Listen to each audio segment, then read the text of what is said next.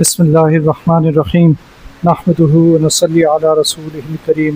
اما بعد۔ نماز کے سلسلے کا بیان چل رہا ہے، آج 5واں حصہ ہے، اور ہم اس بارے میں بات کر رہے ہیں کہ نماز قائم کیسے کی جائے۔ تو قائم کرنے کے لیے پہلے نماز کی اہمیت کو سمجھنا ضروری ہے، اور اس بات کو بھی سمجھنا ضروری ہے کہ اللہ سبحانہ و تعالی ہم سے یہ مطالبہ کر رہے ہیں کہ ہم نماز کو قائم کریں، نہ کہ نماز کو پڑھیں۔ اور جب نماز کو قائم کیا جائے گا تو نماز کا وہ فائدہ حاصل ہوگا جو اصل میں ہونا چاہیے۔ نماز ہماری زندگی کو بدل دے گی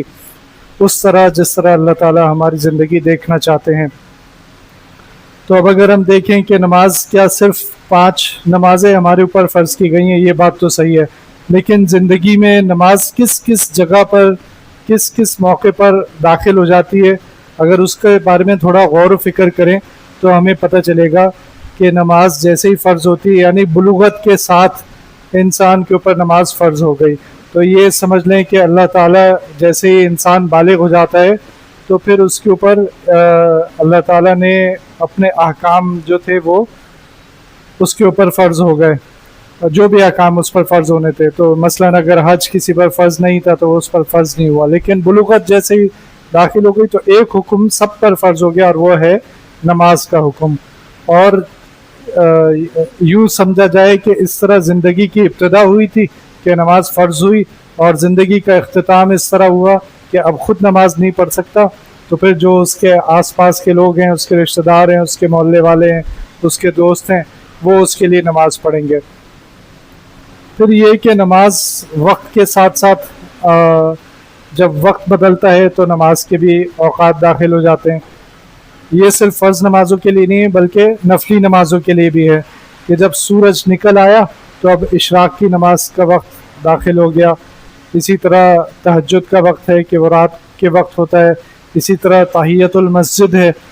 اس میں صرف وقت کا نہیں بلکہ جگہ کا بھی اعتبار کیا جائے گا کہ آپ اپنے گھر سے یا اپنے آفس سے یا اپنی دکان سے مسجد میں داخل ہوئے تو اس وقت تحیۃ المسجد پڑھ لیں تو اس کا بڑا ثواب ہے۔ نبی کریم صلی اللہ علیہ وسلم نے اس کی بڑی فضیلت بتائی ہے کہ مسجد میں داخل ہوتے ہی سب سے پہلا کام کیا کرنا ہے کہ 2 رکعت تحیۃ المسجد پڑھنی ہے۔ اسی طرح تحیۃ الوضو ہے کہ آپ پہلے ناپاکی کی حالت میں تھے، اب آپ کی حالت بدل گئی اور اب آپ پاک ہو گئے، تو تحیۃ الوضو ہے، 2 رکعت وضو کے بعد پڑھ لیے جائیں۔ اسی طرح آپ اپنے شہر سے باہر کہیں گئے تھے، سفر پر گئے تھے، اور پھر واپس اپنے شہر میں داخل ہو رہے ہیں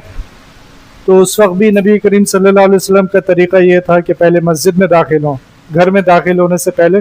مسجد میں داخل ہوں اور 2 رکعت نماز پڑھیں۔ اسی طرح ایک حالت تو یہ ہے کہ سورج نارمل طریقے سے طلوع ہوتا ہے اور غروب ہو جاتا ہے، لیکن کبھی یہ حالت بدل جاتی ہے اور سورج گرہن ہو جاتا ہے، تو اس وقت نماز خسوف پڑھی جاتی ہے جو کہ مسجد میں پڑھی جاتی ہے۔ اسی طرح چاند کی حالت ہے کہ کبھی کبھی چاند گرہن ہو جاتا ہے، جیسے ابھی ہفتہ 10 دن پہلے ہوا، تو اس وقت پھر نماز خسوف پڑھی جاتی ہے۔ اسی طرح جنگ کی حالت ہے، امن کی حالت الگ ہوتی ہے، جنگ کی حالت خصوصاً ان لوگوں کے لیے جو کہ جہاد میں مصروف ہوتے ہیں، لڑائی میں مصروف ہوتے ہیں، تو ان کی نماز ہی الگ ہے، اس کو صلاۃ الخوف کہہ دیا گیا۔ اور یہ صلاۃ الخوف وہ فرض نماز ہے جو عام حالت میں تو عام طریقے سے پڑھی جاتی ہے، لیکن جب آپ جنگ کی صورت میں ہیں تو پھر آپ کو نبی کریم صلی اللہ علیہ وسلم نے طریقہ بتا دیا کہ اب یہ نماز کس طرح پڑھی جائے گی۔ تو اگر آدھے لوگ جو ہیں وہ پہلے نماز میں حصہ لیں گے، 2 رکعت پڑھی، پھر وہ واپس چلے گئے، لڑائی میں مصروف ہو گئے، اور جو لوگ رہ گئے تھے پھر انہوں نے آ کر 2 رکعت پڑھی، پھر واپس وہ لوگ آئے جنہوں نے پہلی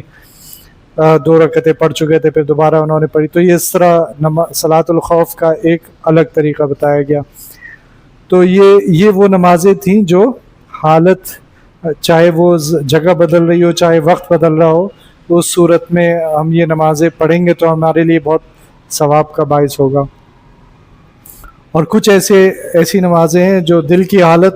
یا اپنی حالت بدلنے کے لیے پڑھی جاتی ہیں،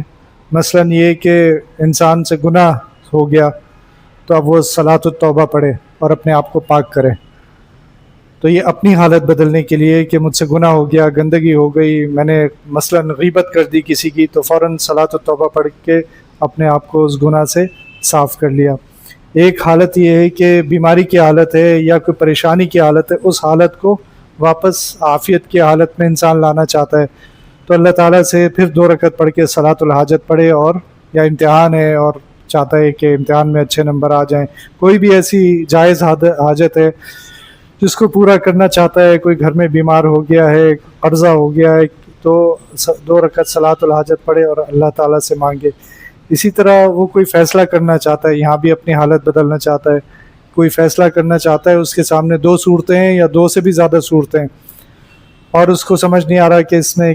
کون سا فیصلہ بہتر ہوگا، تو وہ صلاۃ استخارہ پڑھے گا، جس میں اللہ تعالیٰ سے خیر طلب کرے گا کہ جس امر میں میرے لیے خیر ہے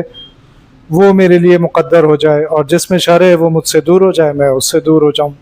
اسی طرح ایک حالت ایسی ہے کہ قحط ہو گیا ہے، بارش نہیں ہو رہی ہے، جس کی وجہ سے پریشانی ہے، موسم بہت تکلیف دہ ہو گیا ہے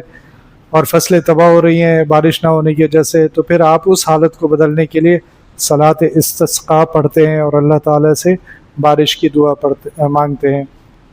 سورۃ البقرہ میں اللہ سبحانہ و تعالیٰ نے فرمایا ہے حافظوا علی الصلاۃ، کہ اپنی نمازوں کی، اس کا ترجمہ تو یوں ہو جائے گا کہ حفاظت کرو،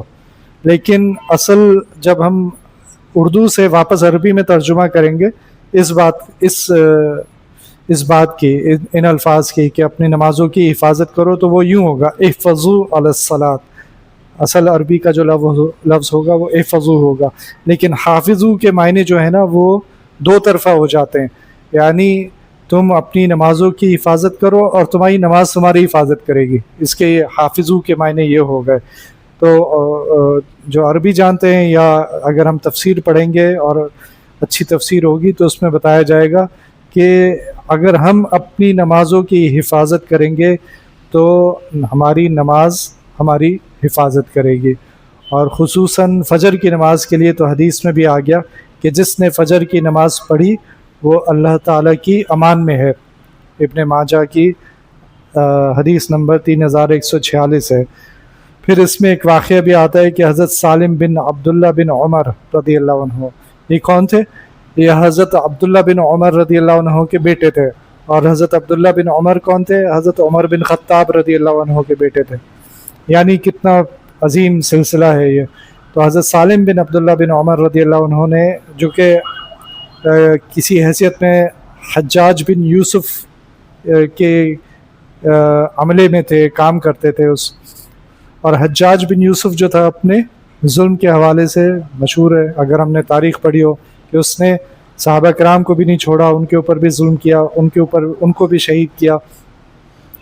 تو حجاج بن یوسف نے کسی کے بارے میں حکم دیا حضرت سالم کو کہ اس کو قتل کر دیں سزا کے طور پر،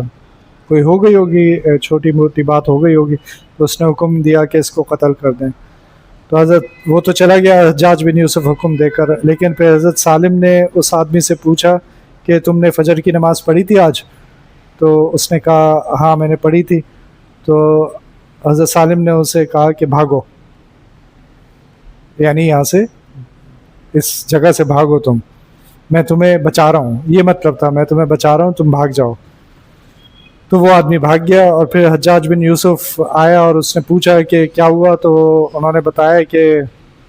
میں نے اس کو فرار کرا دیا، اس کو چھوڑ دیا۔ تو حجاج نے پوچھا ایسا کیوں کیا تم نے؟ تو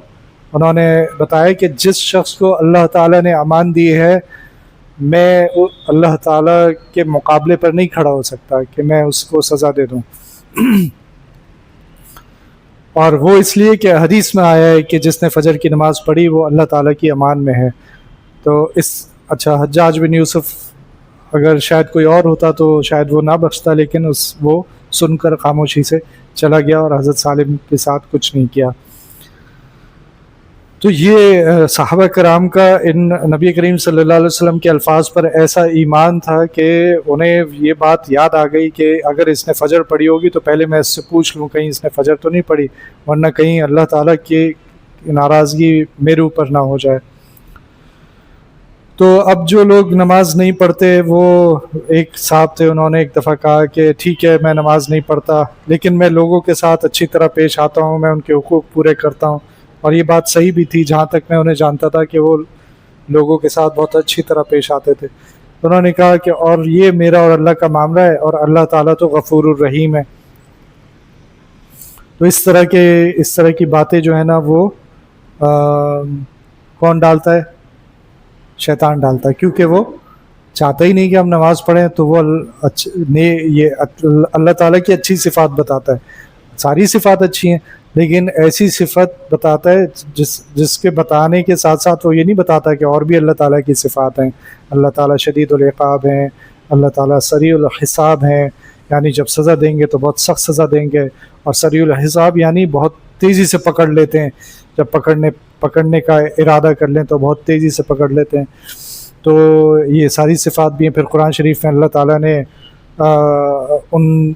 لوگوں کا ذکر فرمایا جو جہنم میں تھے، اور پھر جب ان سے پوچھا گیا کہ تم جہنم میں کیوں ہو، تو انہوں نے جواب میں کہا تھا کہ اس لیے کہ ہم نماز نہیں پڑھتے تھے. یہ سب اللہ تعالیٰ نے قرآن شریف میں فرمایا. تو اللہ تعالیٰ پر ایسا الزام نہیں لگانا چاہیے جو اللہ تعالیٰ نے خود اپنے اوپر نہ لگایا ہو، کہ میں اتنا غفور الرحیم ہوں کہ میں اپنی نافرمانی کو معاف کر دوں گا، چاہے تم معافی مانگو یا نہ مانگو، چاہے تم توبہ کرو یا نہ کرو، میں معاف کر دوں. ایسی اللہ تعالیٰ نے اپنے اوپر ایسا الزام نہیں لگایا. تو لیکن لوگ نماز یا اپنی کوتاہیوں پر پردہ ڈالنے کے لیے اس طرح کی باتیں کر دیتے ہیں. مفتی تقی عثمانی صاحب نے ایک دفعہ اپنے ایک بیان میں فرمایا کہ انسان وہی کام کرتا ہے جو وہ کرنا چاہتا ہے. تو بہت سے لوگ جو نماز نہیں پڑھتے وہ کہتے ہیں میں پڑھنا چاہتا ہوں، میں آپ سے صحیح کہہ رہا ہوں، میں پڑھنا چاہتا ہوں لیکن بس کسی نہ کسی وجہ سے رہ جاتی ہے، کبھی کوئی مسئلہ ہو جاتا ہے، کبھی کوئی ایسا. بہت سے لوگ دل میں وہ اسی طرح سوچ رہے ہوتے ہیں، لیکن شیطان، جیسا میں نے پہلے ذکر کیا تھا، شیطان آپ کو یہ نہیں کہتا کہ نماز نہیں پڑھو، وہی کہتا ہے کل سے پڑھ لینا یا آج شام سے پڑھ لینا، یا اس طرح روکتا ہے وہ آپ کو. اور جب وہ وقت آتا ہے تو پھر بھی آپ کو وہ اسی طرح کہتا ہے کل سے پڑھ لینا.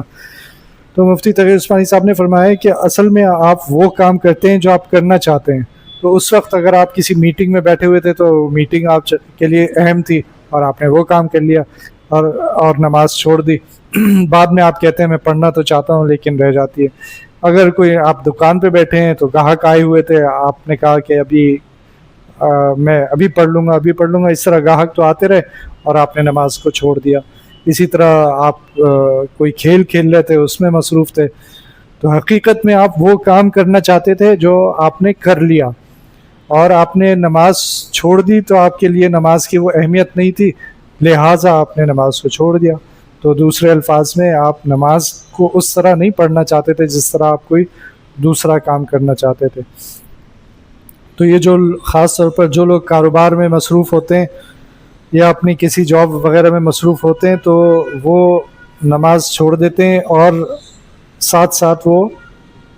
حلال مال بھی کما رہے ہوتے ہیں، وہ محنت بھی کر رہے ہوتے ہیں، حلال کمائی حاصل کر رہے ہوتے ہیں. ساری محنت ان کی حلال کے لیے ہوتی ہے، وہ نہ چوری کر رہے ہوتے ہیں نہ ڈاکہ ڈال رہے ہوتے ہیں. لیکن حدیث شریف میں آیا کہ اللہ تعالیٰ نے، حدیث شریف کا مفہوم ہے کہ جس نے مال کو اس کی شرائط کو پورا کرتے ہوئے حاصل کیا تو اس کے مال میں برکت رکھ دی گئی. جس نے مال کو اس کی شرائط پورا کرتے ہوئے حاصل کیا تو اس کی مال میں برکت رکھ دی گئی. تو مال کو حاصل کرنے کی شرائط میں پہلی شرط کیا ہوگی کہ جب نماز کا وقت آیا تھا تو اس نے نماز پڑھی تھی یا نہیں پڑھی تھی. پہلی اور سب سے بڑی شرط یہ تھی کہ جب نماز کا وقت آیا تھا تو نماز پڑھی تھی. اور یہ سب سے پہلی بڑی شرط جو تھی، اس کو ہی انسان آج کا مسلمان جو ہے اہم نہیں سمجھتا. تو وہ آگے تو اور معاملات خراب ہو جاتے ہیں. وہ جھوٹ بھی بولتا ہے، وہ وعدہ خلافی بھی کرتا ہے، وہ دھوکہ بھی دیتا ہے، وقت پہ کام بھی پورا نہیں کرتا. اس طرح کے سارے مسائل اس کے کام میں موجود ہیں، ساتھ ساتھ وہ نماز بھی نہیں پڑھ رہا. تو پھر ایسی صورت میں مال میں برکت کیسے ہوگی؟ ایسے ہی ہوگی جیسے آج ہم رونا روتے رہتے ہیں کہ مہنگائی اتنی ہو گئی اور خرچے پورے نہیں ہو رہے، اور کبھی کسی سے قرضہ لے رہے ہیں، تو یہ سب اس وجہ سے ہے کہ ہم نے مال کو حاصل کرنے کی شرائط پوری نہیں کی، اور پھر ہم اللہ تعالیٰ سے شکایتیں کرتے رہتے ہیں. اللہ تعالیٰ ہمیں ان باتوں کو